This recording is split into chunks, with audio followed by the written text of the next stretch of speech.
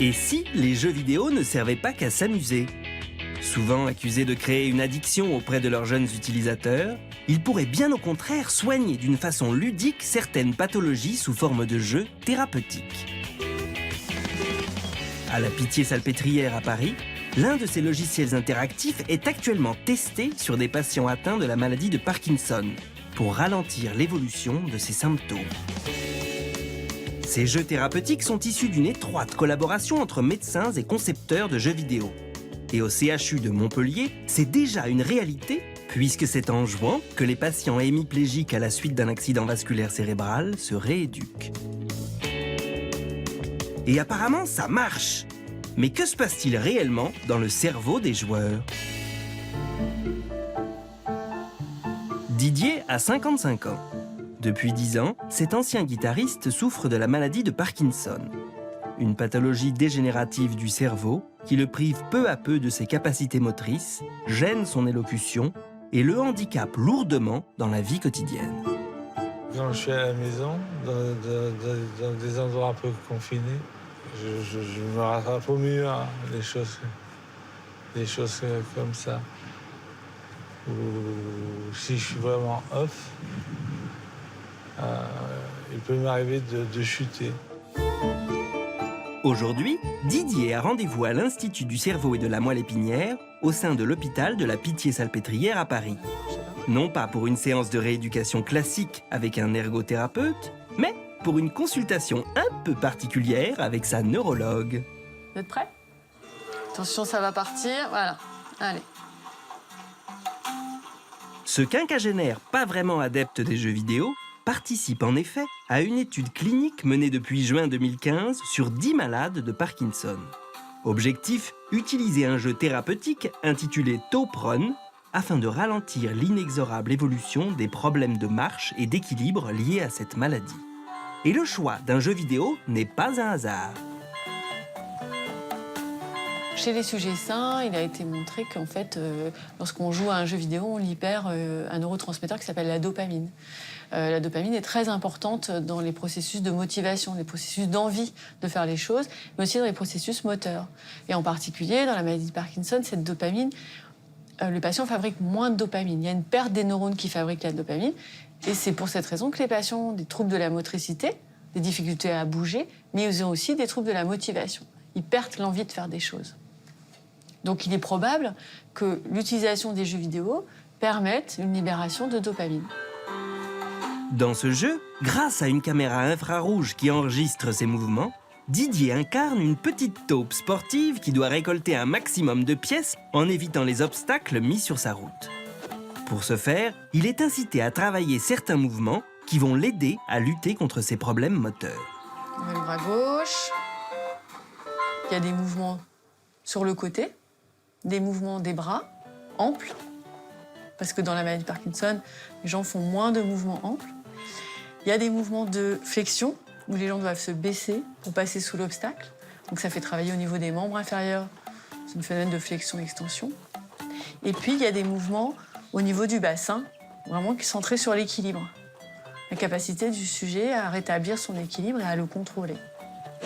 Au début, il faut se faire à l'environnement. Mais une fois qu'on a intégré l'espace, on sent le bénéfice. De séance en séance. Ceci étant, rester 1 heure concentré, c'est pas évident. Un exercice difficile, mais apparemment, les jeux thérapeutiques, cela fonctionne. Alors, ce qui est sûr, c'est que en 20 séances réparties sur 4 semaines, une fois rentré chez moi, je n'ai pas chuté une seule fois. Ça, c'est un sacré plus. Bravo! Oh, super, 93%. Il y a une amélioration de la motricité. Les patients se sentent plus stables, il y a moins de problèmes de chute. Ils ont aussi une amélioration de leur qualité de vie. Ils ont une amélioration aussi des fonctions cognitives, intellectuelles, en particulier tout ce qui concerne l'attention, la capacité à organiser sa pensée, à planifier une action, des choses comme ça. Si neurosciences et réalité virtuelle font bon ménage, c'est que Topron, comme tous les autres jeux thérapeutiques, est le fruit d'une étroite collaboration entre médecins et concepteurs de jeux vidéo. Partons à Montpellier. C'est ici qu'a été mise au point Topron en collaboration avec les médecins de l'Institut de la moelle épinière et du cerveau. Pierre Foulon dirige le pôle jeux thérapeutiques de cette société spécialisée dans les jeux vidéo. Et pour lui, concevoir un jeu thérapeutique, c'est un peu comme fabriquer un médicament. On passe énormément de temps à définir des objectifs thérapeutiques à atteindre. Et puis se met en marche toute une équipe de concepteurs, de réalisateurs, des gens du multimédia, des gens de la 3D. Et tout ce travail collaboratif donne un jeu vidéo thérapeutique, dans le sens où on fait toutes les étapes de validation clinique du jeu vidéo, comme peut le faire un médicament, une molécule ou une prothèse de hanche ou autre. Si les jeux thérapeutiques utilisent la même technologie que les jeux vidéo classiques, comme des logiciels 3D, de reconnaissance vocale ou de mouvement, ici, ces éléments sont optimisés. Dans Topron, par exemple, la jolie musique ne sert pas seulement d'ambiance sonore, mais permet aux patients de dépasser leur blocage moteur. On a créé une musique spécifique dans laquelle on retrouve un mouvement régulier de type métronome. Ça permet aux patients de se concentrer via le son sur l'utilisation du jeu. Le patient qui va faire ces mouvements en ayant toujours des repères très précis sonores. Autre spécificité des jeux thérapeutiques, ils s'adaptent à chaque patient. Le thérapeute peut en effet tout paramétrer, de la vitesse du jeu, en passant par le niveau de difficulté, jusqu'à l'amplitude d'un mouvement. Et parfois, le jeu thérapeutique dispose de ce qu'on appelle des agents intelligents. C'est le jeu qui s'auto-paramètre à l'utilisation de son patient. Un exemple très concret, un patient va être en forme et plus en forme une journée qu'une autre. Le jeu va s'accélérer, les cibles vont s'éloigner, les distances vont augmenter. Maladie de Parkinson, Alzheimer ou rééducation optique, de nombreux jeux thérapeutiques sont actuellement en développement. Mais au CHU de Montpellier, c'est déjà une réalité.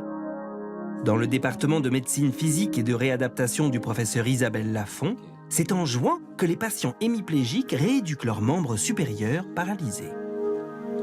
Allez, tendez bien le coude.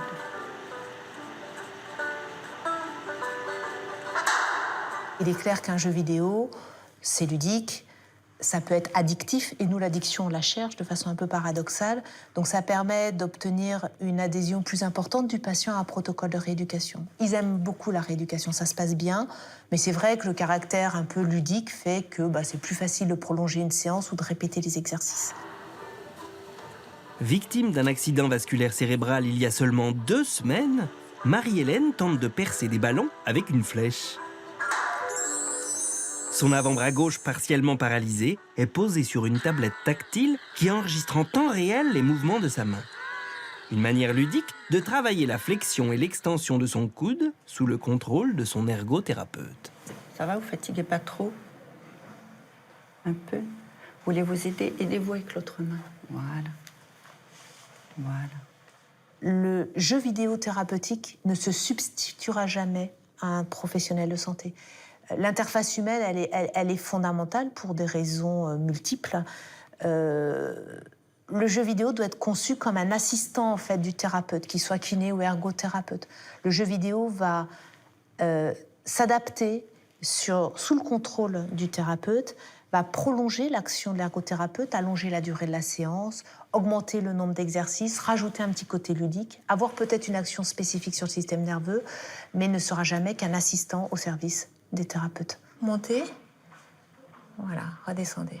Donc ça, c'est bon. Ça, c'est un truc difficile. On va essayer de régler le jeu, Charazade, pour qu'il puisse travailler ça spécifiquement. L'autre avantage des jeux thérapeutiques comme Hammer and Planks, où le patient pilote un bateau grâce au mouvement de son corps et ramasse des cibles sur l'eau, c'est l'enregistrement de tous les mouvements du joueur. Le jeu vidéo, c'est un super espion. C'est-à-dire que quand quelqu'un joue avec un jeu vidéo, il génère des mouvements. On va être capable, nous, d'enregistrer ces mouvements, et ces données concernant le mouvement réalisé par le patient, on va pouvoir les utiliser pour comprendre la construction du mouvement, comprendre la récupération motrice après une lésion, et un jour pouvoir mieux définir nos protocoles de rééducation à partir de données beaucoup plus précises et beaucoup plus quantifiées que ce qu'on fait actuellement. Et les jeux thérapeutiques, c'est pour tous les patients, quel que soit leur niveau de handicap ou leur degré de fatigue, puisque leur membre paralysé peut également être assisté par un bras robotisé. Grâce à un système de ressorts intégré, l'Arméo allège le bras du malade et facilite ses mouvements en compensant les effets de la gravité. Si les jeux thérapeutiques présentent de nombreux avantages, il reste encore beaucoup de questions en suspens sur ce qu'il se passe réellement dans le cerveau d'un joueur de jeux vidéo. La question, c'est est-ce qu'à travers le jeu vidéo, on modifie ce qu'on appelle la plasticité cérébrale, donc l'organisation du cerveau? La réponse est très probablement oui. Est-ce que cette modification des cartographies cérébrales est bénéfique pour le patient ou pas? De quelle façon cette modification est à l'origine justement de ces modifications de la vie quotidienne qu'on observe chez les patients? Tout ça, ce sont des normes inconnues sur lesquelles on travaille actuellement. Pour tenter de répondre à toutes ces questions, allons à Berlin. À l'Institut Max Planck pour le développement humain, la chercheuse en neurosciences Simone Kuhn a lancé en 2013 une étude qui a démontré que jouer aux jeux vidéo modifiait la structure même du cerveau. Pour arriver à cette conclusion, elle a demandé à 15 cobayes humains en bonne santé, qui ne pratiquaient pas les jeux vidéo auparavant, de jouer 30 minutes par jour pendant 2 mois à un jeu d'action destiné au grand public. Grâce à des clichés d'IRM avant et après l'étude, Simone Kuhn a découvert que cette pratique entraînait une augmentation de la part de la matière grise qui contient nos précieux neurones dans notre cerveau. 3 régions cérébrales spécifiques sont ainsi modifiées par la pratique du jeu vidéo. La première, c'est cette région préfrontale, là devant à droite. La seconde ici au fond dans l'hippocampe et la troisième ici dans le cérébellum, qu'on appelle aussi le cervelet.